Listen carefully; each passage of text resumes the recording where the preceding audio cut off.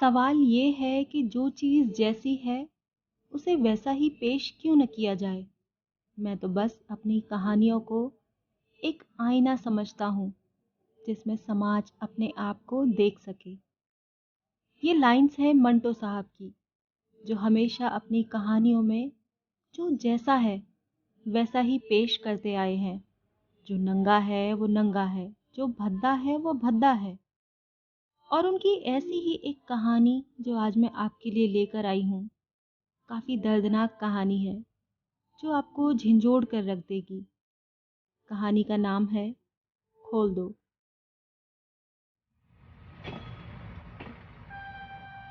अमृतसर से special train दोपहर 2 बजे चली और 8 घंटों के बाद मुगलपुरा पहुंची।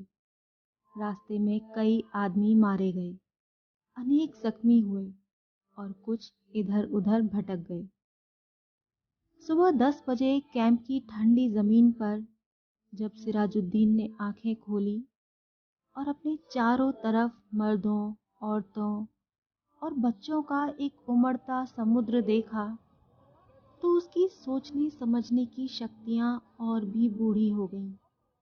वह देर तक गंदले आसमान को टकटकी बांधे देखता रहा। यूं तो कैंप में शोर मचा हुआ था, लेकिन बूढ़े सिराजुद्दीन के कान तो जैसे बंद थे। उसे कुछ सुनाई नहीं देता था। कोई उसे देखता तो यह ख्याल करता कि वह किसी गहरी नींद में गर्क है, मगर ऐसा नहीं था। उसके होशो हवास गायब थे। उसका सारा अस्तित्व शून्य में लटका हुआ था। गंदले आसमान की तरफ बगैर किसी इरादे के देखते देखते सिराजुद्दीन की निगाहें सूरज से टकराईं। तेज रोशनी उसके अस्तित्व के रग रग में उतर गई और वह जाग उठा। ऊपर तले उसके दिमाग में कई तस्वीरें दौड़ गईं। लूट, आग, भागम भाग, स्टेशन, गोलियां, रात और सकीना।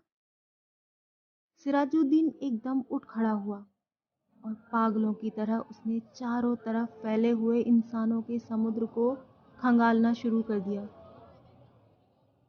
पूरे 3 घंटे तक वह सकीना सकीना पुकारता कैंप की खाक छानता रहा, मगर उसे अपनी जवान इकलौती बेटी का कोई पता न मिला। चारों तरफ एक धांधली सी मची थी। कोई अपना बच्चा ढूंढ रहा था, कोई बीवी, कोई माँ और कोई बेटी। सिराजुद्दीन थक हार कर एक तरफ बैठ गया और मस्तिष्क पर जोर देकर सोचने लगा कि सकीना उससे कब और कहाँ अलग हुई। लेकिन सोचते सोचते उसका सारा दिमाग सकीना की माँ की लाश पर जम गया, जिसकी सारी अंतड़ियाँ बाहर निकली हुई थीं। उससे आगे वह और कुछ न सोच सका। सकीना की माँ मर चुकी थी। उसने सिराजुद्दीन की आंखों के सामने दम तोड़ा था।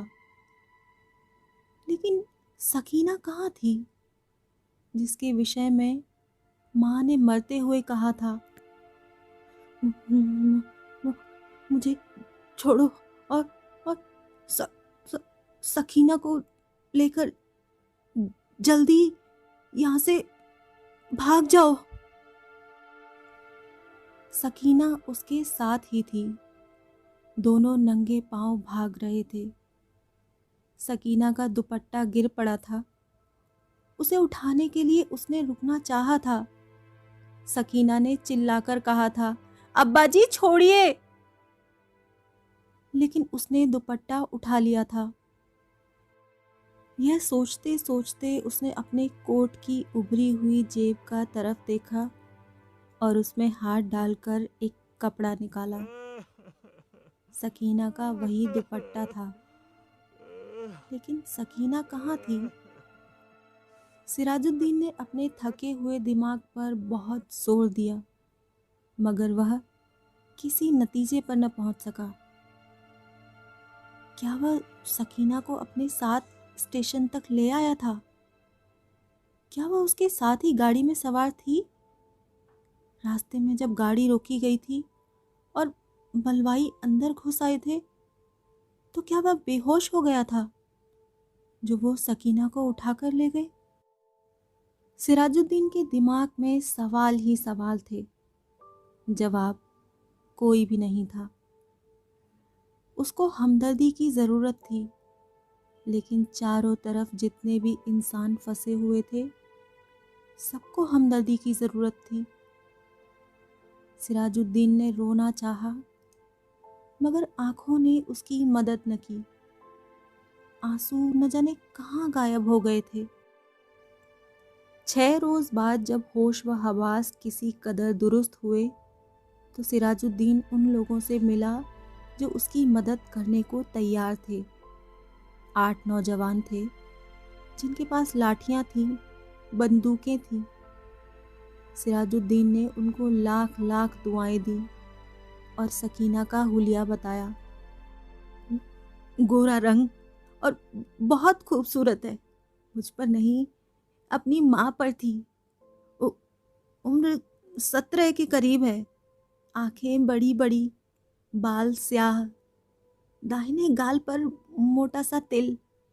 मेरी इकलौती लड़की है, ढूंढ लाओ, खुदा तुम्हारा भला करेगा। रजाकार नौजवानों ने बड़े जज्बे के साथ बूढ़े सिराजुद्दीन को यकीन दिलाया कि अगर उसकी बेटी जिंदा हुई तो चंद ही दिनों में उसके पास होगी।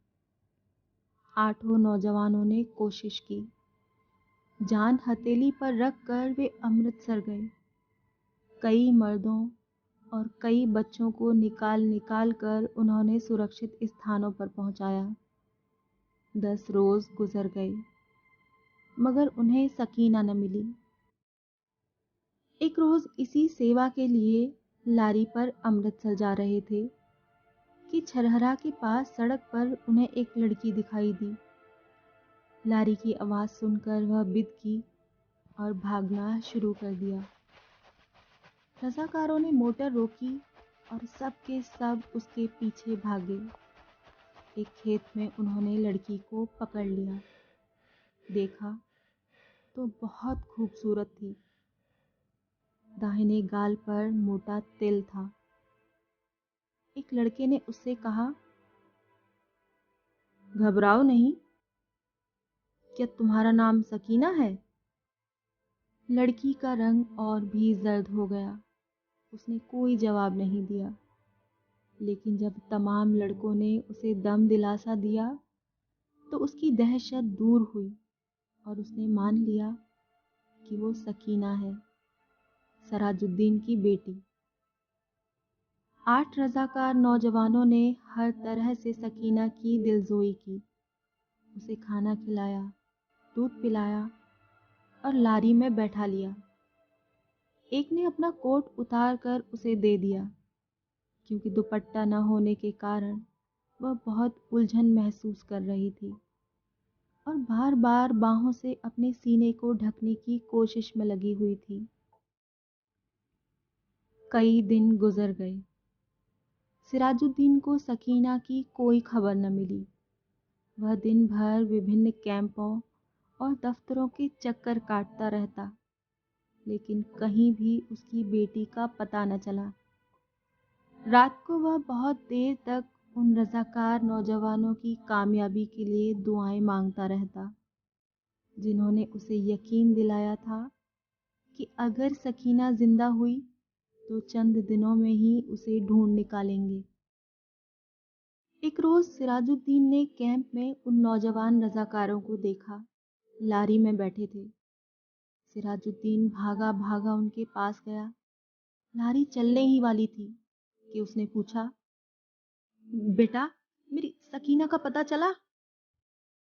सबने एक जवाब होकर कहा, चल जाएगा, चल जाएगा, और लारी चला दी। सिराजुद्दीन ने एक बार फिर उन नौजवानों की कामयाबी की दुआ मांगी और उसका जी किसी कदर हल्का हो गया।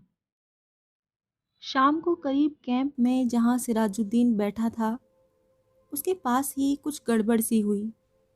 4 आदमी कुछ उठा कर ला रहे थे। उसने मालूम किया तो पता चला कि एक लड़की रेलवे लाइन के पास बेहोश पड़ी थी। लोग उसे उठाकर लाए हैं। सिराजुद्दीन उनके पीछे हो लिया। लोगों ने लड़की को अस्पताल वालों के सुपुर्द किया और चले गए। कुछ देर वह ऐसे ही अस्पताल के बाहर खड़े हुए लकड़ी के खंबे के साथ लगकर खड़ा रहा। फिर आहिस्ता आहिस्ता अंदर चला गया। कमरे में कोई नहीं था। एक स्ट्रेचर था जिस पर लाश पड़ी थी। सिराजुद्दीन छोटे छोटे कदम उठाता उसकी तरफ बढ़ा। कमरे में अचानक रोशनी हुई। सिराजुद्दीन ने लाश के जर्द चेहरे पर चमकता हुआ तिल देखा और चिल्लाया, सकीना! डॉक्टर जिसने कमरे में रोशनी की थी ने सिराजुद्दीन से पूछा, क्या है? सिराजुद्दीन के हलक से सिर्फ इस कदर निकल सका, जी जी मैं इसका बाप हूँ। डॉक्टर ने स्ट्रेचर पर पड़ी हुई लाश की नब्ज टटोली और सिराजुद्दीन से कहा, खिड़की खोल दो। सकीना के मुर्दा जिस्म में हरकत हुई। बेजान हाथों से उसने अपना कमरबंद खोला और सलवार नीचे सरका दी। बूढ़ा सिराजुद्दीन खुशी से चिल्लाया, जिंदा है, मेरी बेटी जिंदा है। डॉक्टर सर से पांव तक पसीने में भीग गया।